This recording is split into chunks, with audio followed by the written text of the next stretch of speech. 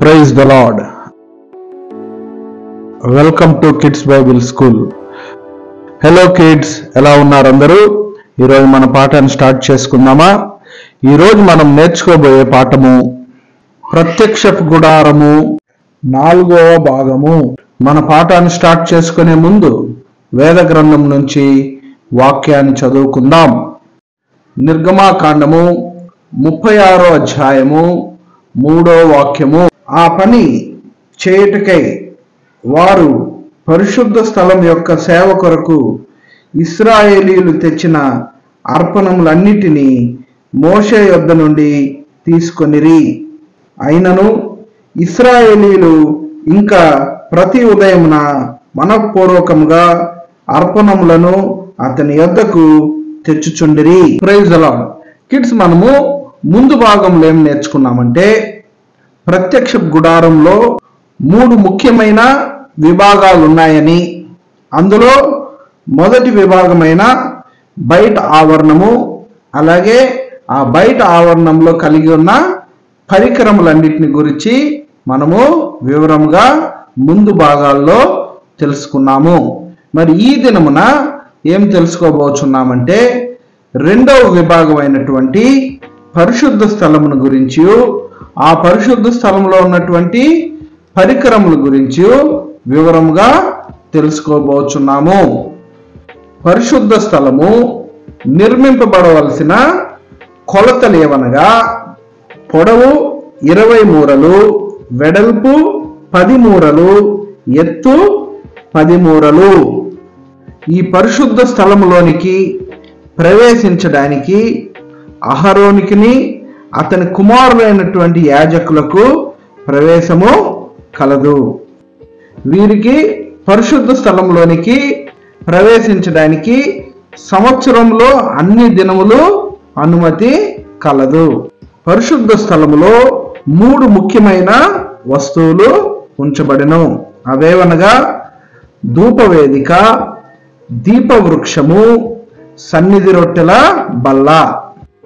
మొట్టమొదటిగా దీపవేదికను గురించి వివరముగా తెలుసుకుందాము. నిర్గమాకాండము 30వ అధ్యాయము 1వ వాక్యం నుంచి 8వ వాక్యం వరకు చదువుకున్నట్లయితే, ధూపవేదిక ఏ విధముగా తయారు చేయబడినది అనేది మనము వివరముగా తెలుసుకొనవచ్చును. అలాగే ధూపవేదిక పరిశుద్ధ స్థలములో అడ్డతెర ఎదుట ఉంచబడెను. ఇది తుమ్మకర్రతో చేయబడినది. అలాగే మేలిమి బంగారు రేకుతో పొదిగింపబడినది. దాని పొడుగు 1 మూర, వెడల్పు 1 మూర, ఎత్తు 2 మూరలు. ధూపము ప్రార్థనను సూచించున్నది. ధూపవేదిక అన్నది తమ ప్రాణమును తమకెంత మాత్రము ప్రియమైనదిగా ఎంచుకొనక ప్రార్థనలో తమ ప్రాణమును కుమ్మరించు పరిశుద్ధులను సూచించుచున్నది.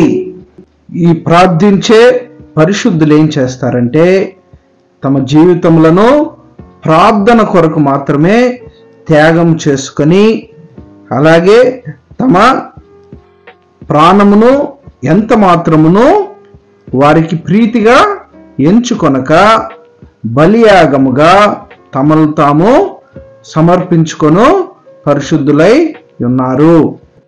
అలాగే మనం చూచినట్లయితే ఈ ధూపవేదిక బంగారుతో పొదిగింపబడినది అని చదువుకున్నాము. బంగారముతో పొదిగించడము అంటే ప్రార్థనకు విశ్వాసమును చేకూర్చుట. అనగా బంగారము యొక్క ఆత్మీయ అర్థం ఏంటంటే విశ్వాసము. కాబట్టి విశ్వాస సహితమైన ప్రార్థనతో మనం ప్రార్థించినట్లయితే ప్రతి సమస్యను జయించగలుగుతామని దీని యొక్క అర్థమై ఉన్నది. అందుకే ధూపవేదిక బంగారుతో పొదిగింపబడినది. బంగారు అనే విశ్వాసముతో మనము ధైర్యముగా ప్రార్థనలో పోరాడగలము. అలాగే ధూపవేదికకు 4 కొమ్ములు కలిగి ఉన్నది. కొమ్ములు ఆత్మీయంగా దేన్ని సూచించున్నది అంటే ప్రార్థన ద్వారా మనము పొందు శక్తిని సూచించుచున్నది. అలాగే 4 అనే సంఖ్య దేనిని సూచించున్నది అంటే ఈ ప్రార్థనలో పొందు శక్తి వల్ల 4 దిక్కుల నుండి వచ్చు శ్రమల నుండి మనల్ని కాపాడుకొనుటకు శక్తిని అనుగ్రహిస్తుందని 1 పేతురుకు రాసిన పత్రిక 1వ అధ్యాయము 5వ వాక్యములో క్షుణ్ణంగా వ్రాయబడి ఉన్నది. అలాగే ఈ ధూప వేదికలో ఉదయకాలమున ధూపము వేయుటను మన ఆత్మీయ జీవితంలో ఏ విధంగా అనుసంధానం చేసుకోవాలి అంటే మన అనుదిన జీవితంలో మన చుట్టూ ఆవహించినటువంటి అంధకారం నుంచి విడుదల పొందుటకు మనం చేసేటటువంటి ప్రార్థనను సూచించుచున్నది. అలాగే ఉదయకాలమున ప్రదీపములు వెలిగించి ధూపము వేయు ప్రక్రియను మనం ఏ విధముగా మన ఆత్మీయ జీవితంలో అనుసంధానం చేసుకోవాలి అంటే దేవుని వాక్యం నుండి దొరుకునటువంటి ప్రకటనల ద్వారా మన ప్రార్థనా జీవితమును ప్రతిదినము నూతనపరుచుకొనవలెను. అలాగే ప్రదీపములను చక్కబరుచునప్పుడు ధూపం వేయుట అనే అనుభవం నుంచి మనం ఏం తెలుసుకోవాలి అంటే మన జీవితము మనము పరిశుద్ధపరచుకున్నప్పుడు ప్రార్థనా జీవితము నూతనపరచబడుచున్నది. ఇదే పరిశుద్ధ స్థలంలోని ఉంచబడినటువంటి మొట్టమొదటి వస్తువైనటువంటి ధూపవేదిక, అలాగే దాన్ని ఉపయోగించవలసిన విధానము మరియు వివరణ. పరిశుద్ధ స్థలములో ఉంచబడినటువంటి రెండవ వస్తువు ఏదనగా దీపవృక్షము లేక దీపస్తంభము. నిర్గమాకాండము 25వ అధ్యాయము 31వ వాక్యం నుంచి 39వ వాక్యం వరకు మనం చదువుకున్నట్లయితే దీపస్తంభం గురించినటువంటి పూర్తి వివరణ మనం చదువుకొనవచ్చును. దీపవృక్షము దేనికి ఛాయగా ఉన్నది అంటే నూతన నిబంధన సంఘమునకు ఛాయగా ఉన్నది. ఇది 40 వీణల మేలిం బంగారముతో నకిషీ పనిగా చేయబడినది. బంగారము ఆత్మీయ జీవితంలో విశ్వాసమును సూచించుచున్నది.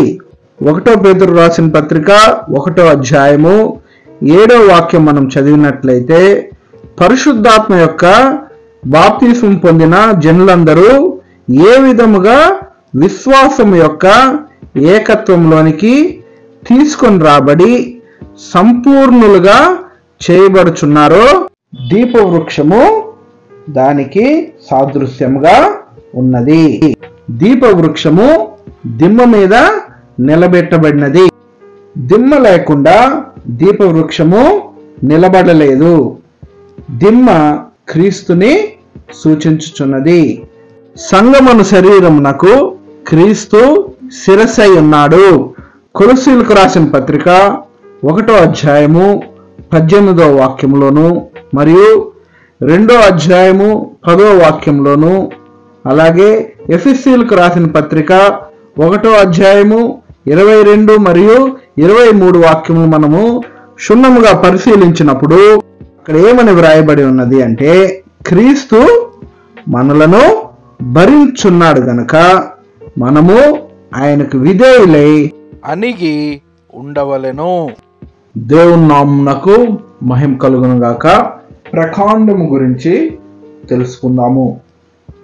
దిమ్మ మీద ప్రకాండము ఉండెను. అందులో అనగా ఆ ప్రకాండములో 4 కలుసములను అనగా బడ్స్, అలాగే 4 మొగ్గలను అనగా నాప్స్ పండ్లు మరియు 4 పువ్వులను ఉండెను. దాని 6 కొమ్మలలోను ఒక్కొక్క కొమ్మలో ఒక్కొక్క దీపము, 3 కలుసములు, 1 పండును, 1 పువ్వును ఉండెను. ప్రకాండములో 1 దీపము ఉండెను.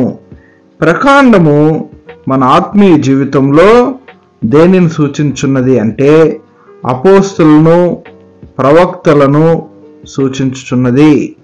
అంటే వారు చేసేటటువంటి సేవను సూచించుచున్నది. ఈ అపోస్తలులు ఏ విధంగా ఉండవలను అంటే వారు క్రీస్తునందు స్థిరముగా వేరుపారి ఉండవలను. అప్పుడే క్రీస్తు వారికి దేవుని యొక్క రాజ్యమును గురించిన మర్మములను బయలుపరిచి వారిని స్థిరపరుస్తాడు.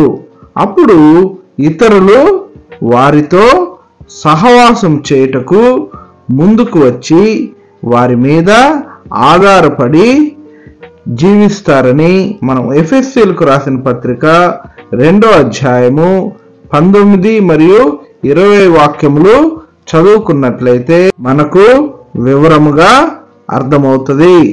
మిగతా విషయాలను తరువాయి భాగంలో వివరంగా తెలుసుకుందాము. Praise the lord.